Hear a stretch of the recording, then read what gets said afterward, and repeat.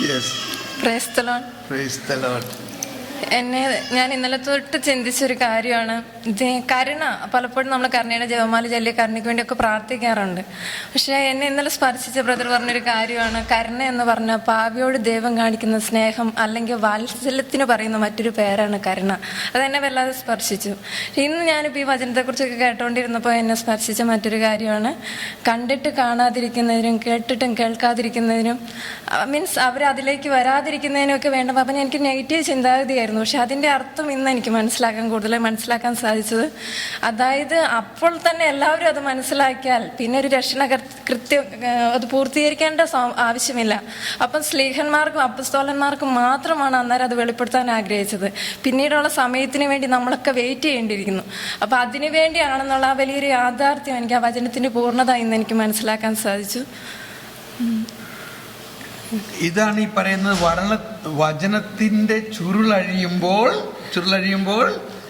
പ്രകാശം ഉണ്ടാവുന്നുള്ളൂ. ഇപ്പൊ ആ ഒരു ഫീല് തോന്നുന്നില്ല? തീർച്ചയായിട്ടും കൂടുതൽ വചനം കേൾക്കാൻ അല്ലെങ്കിൽ അറിയാനുള്ള ഒരു ആഗ്രഹം എനിക്കുണ്ടായി. ഇപ്പം കൂടുതൽ എനിക്ക് ഒരു കൊതി വരും. ബ്രദർ പറയുമ്പോൾ കൂടുതൽ ഞാൻ ആകാംക്ഷയോടെ കൂടി നോക്കിയിരിക്കുക, ഇനി അടുത്തത് എന്താ, അതിനെക്കുറിച്ച് കുറച്ചും കൂടി അത് ബ്രദർ പറയുമായിരുന്നെങ്കിൽ, അടുത്ത വചനത്തെ കുറിച്ചൊന്ന് പറയുമായിരുന്നെങ്കിൽ അതിന്റെ ഉൾക്കാഴ്ച കിട്ടാൻ തുടങ്ങി. Thank you.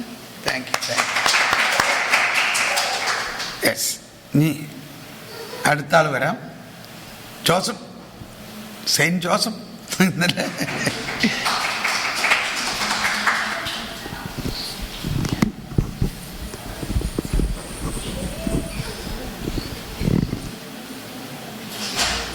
I think one of the first things that we learn is God is so big. But as we grow older, it's getting more and more apparent that He's even bigger than what we imagined Him to be. He is, as science progresses, we know how large this universe is. We know how large the galaxies are, how the constellations are. And Earth is such a small, tiny space in this universe. And God is being revealed to us as someone who is much bigger than what we ever imagined. And yet, He chose to be born as one of us. That is a great mystery. I just can't understand how that's possible. How can God become man? It's a mystery that we will never fully understand in this life, I think. But He has given us a comforter, the Holy Spirit, who comforts us and who explains to us the words. And never knew this book of wisdom existed until today. And that's something I'm going to learn from now on, because I think it has the answers to many of the questions that I have.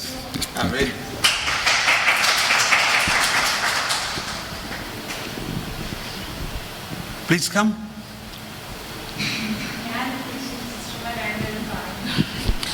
എന്തായാലും ഞങ്ങൾ നമ്മുടെ സാധാരണക്കാരെങ്കിലുമൊക്കെ ഒന്ന് പറയാൻ, അവിടെ സിസ്റ്റർമാരില്ലേ പറഞ്ഞു.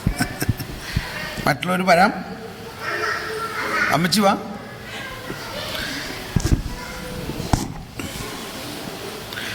അമ്മച്ചീനെ T വിയിൽ നാട്ടിലുള്ളവരൊക്കെ കാണുമ്പോൾ ഭയങ്കര രസമായിരിക്കും.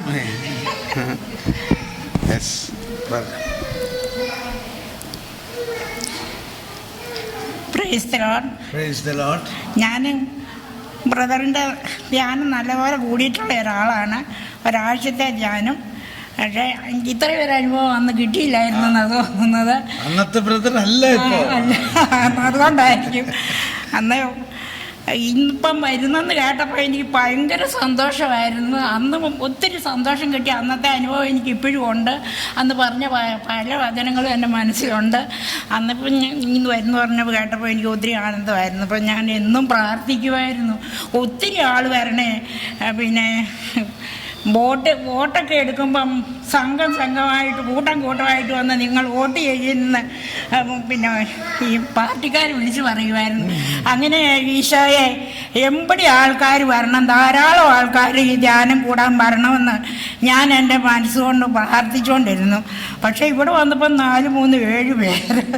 ഇതെന്തൊരു കൃതിയാണെന്നങ്ങ് ഓർത്തുപോയി.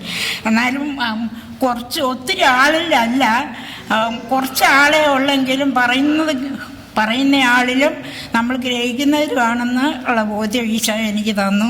അപ്പോൾ ഈ വചനം വായിച്ചപ്പം അവർ കണ്ടിട്ടും കാണാതിരിക്കുന്നതിനും കേട്ടിട്ടും ഗ്രഹിക്കാതിരിക്കുന്നതിനും അങ്ങനെ അവർ മനസ്സ് തിരിഞ്ഞ മോചനം പ്രാപിക്കാതിരിക്കുന്നതിനും വേണ്ടിയാണ്.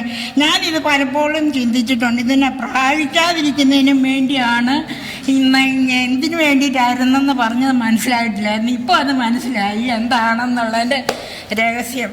ഇതെല്ലാം മനസ്സിലാക്കി തന്ന ദൈവത്തിന് 1000 സ്വസ്ത്രം. കൂടുതൽ ഇനിയും കൂടുതൽ നന്നായിട്ട് തന്നെ എടുത്ത് ഉപയോഗിക്കട്ടെ എന്ന് പ്രാർത്ഥിച്ചുകൊണ്ട്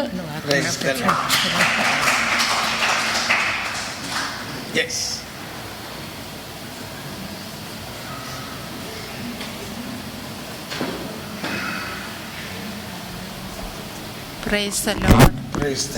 ദൈവം ഒരു കാർക്കശക്കാരനല്ലെന്ന് ബ്രദറിൽ കൂടെ നമ്മളോട് അത് ഒരു കാർക്കശക്കാരനല്ലെന്നും ദൈവം നമ്മുടെ അക്ഷയനിധിയാണെന്നുള്ള ആ വലിയൊരു സത്യം ഒന്ന് മനസ്സിലാക്കാനൊത്ത് ദൈവത്തിലേക്ക് നമ്മൾ അടുത്ത് നമ്മളെ തന്നെ അങ്ങ് വിട്ടുകൊടുക്കുമ്പോൾ, നമ്മളൊന്നുമല്ല വിട്ടുകൊടുക്കുമ്പോൾ ദൈവത്തിൽ നിന്നുള്ള അക്ഷയനിധി ഈ ഒന്ന് അനുഭവിക്കാൻ ഇനിയും ദൈവമേ അതിനായിട്ട് ഇരിക്കാനുള്ള ഒരു കൃപ, ആ അക്ഷയനിധിയെ ഒന്ന് പരിശുദ്ധാത്മാവ് വഴി ജ്ഞാനം തന്നിരിക്കണം. ത്രാസിലെ തരി പോലെ നമ്മളെ അതൊന്ന് മനസ്സിലാക്കാനുള്ള ഒരു കൃപ കിട്ടി. Price the Lord.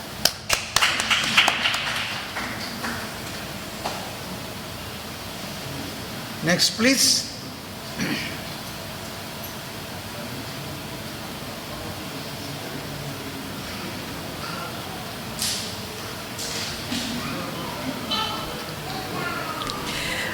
എനിക്ക് ആ വാക്ക് ബഹുമുഖം എന്നുള്ള വാക്ക് എനിക്ക് മനസ്സിലായില്ലായിരുന്നു. പക്ഷേ ഇംഗ്ലീഷിൽ നോക്കിയപ്പോഴാണ് മാനിഫോൾഡ് അല്ലെങ്കിൽ മൾട്ടി ഫാസറ്റഡ് എന്ന് മനസ്സിലായി.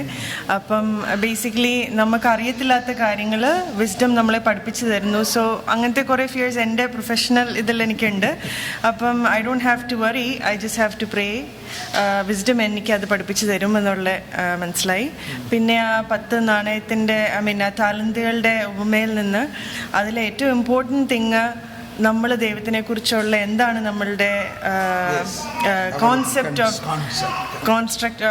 നമ്മുടെ ദൈവത്തിനെ കുറിച്ചുള്ള കോൺസെപ്റ്റ് എന്താണെന്നുള്ളതാണ് അതിൻ്റെ അകത്ത് ഏറ്റവും ഇമ്പോർട്ടൻ്റ് ആയിട്ടുള്ള കാര്യം. അതാണ് ആ ഉപമയിലൂടെ ദൈവം പറഞ്ഞു തരാനുള്ളതെന്നുള്ളത് മനസ്സിലായി. Thank you.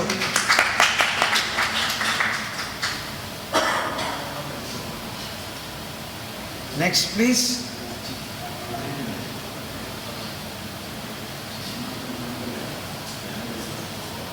ഇവിടെ ഗുജറാത്തിൽ നിന്ന് വന്നിരിക്കുന്ന ഗുജറാത്ത് ഹേംചി ചാരുച്ച്. ഗുജറാത്തിൽ ഞാൻ പണ്ട് പോയി പ്രസംഗിച്ചപ്പോൾ അവിടെ ധ്യാനം കൂടിയിട്ടുള്ള അമ്മച്ചിയാണ്.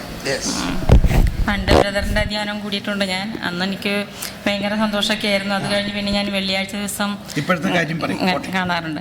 ഇപ്പം എനിക്ക് പ്രധാനമായിട്ട് നയിച്ചത് എനിക്ക് ജ്ഞാനത്തിൻ്റെ പുസ്തകത്തിൽ നിന്ന് 6-ാം അധ്യായം 14 വാക്യം, പ്രഭാതത്തിൽ ഉണർന്ന് പ്രാർത്ഥിക്കുക, അവളെ തേടുന്ന ജ്ഞാനം തുറന്ന് കിട്ടും. പ്രഭാതം നല്ലതായിരുന്നു. പിന്നെ അതുപോലെ തന്നെ സ്നാപയോഹന്നാന് ഏറ്റവും വലിയവനാണെന്ന് പറഞ്ഞത് എനിക്കിപ്പോഴാണ് മനസ്സിലായത്. അന്നും വായിക്കുമ്പോൾ അറിയില്ലായിരുന്നു അതെന്താണ് അതിൻ്റെ അർത്ഥം എന്ന് മനസ്സിലായിട്ടുണ്ടായിരുന്നില്ല. ഇപ്പം ബ്രദർ അത് വിശദീകരിച്ച് തന്നപ്പോഴാണ് അതിനെപ്പറ്റി അല്ല നമ്മൾ വലിയവനാണ്. ഏറ്റവും ചെറിയവരിൽ ഒരുവൻ, ഏറ്റവും ചെറിയവൻ സ്വർഗ്ഗരാജ്യത്തിൽ വലിയവനാണെന്ന് എന്ന് പറഞ്ഞു. അപ്പോൾ അത് എനിക്ക് ഇങ്ങനെ ബ്രദർ ജ്ഞാനം മനസ്സിലാക്കി തന്നപ്പോഴാണ്, ഇതിൻ്റെ സ്ഥാനത്തിൻ്റെ പുസ്തകത്തിൽ നിന്ന് മനസ്സിലാക്കി തന്നപ്പോഴാണ് എനിക്കത് മനസ്സിലായത്. പിന്നെ അതുപോലെ തന്നെ 21 പോയിന്റ് പറഞ്ഞത്, അതിങ്ങനെ ഒരു സംഭവം തന്നെ എനിക്കറിയില്ലായിരുന്നു. അതിപ്പം ബ്രദറിൻ്റെ വിശദീകരണത്തിൽ കൂടെ ഞാനതൊക്കെ മനസ്സിലാക്കുന്നു. അത് തന്നെ. യേശുവെ നന്ദി, യേശുവെ സ്തോത്രം.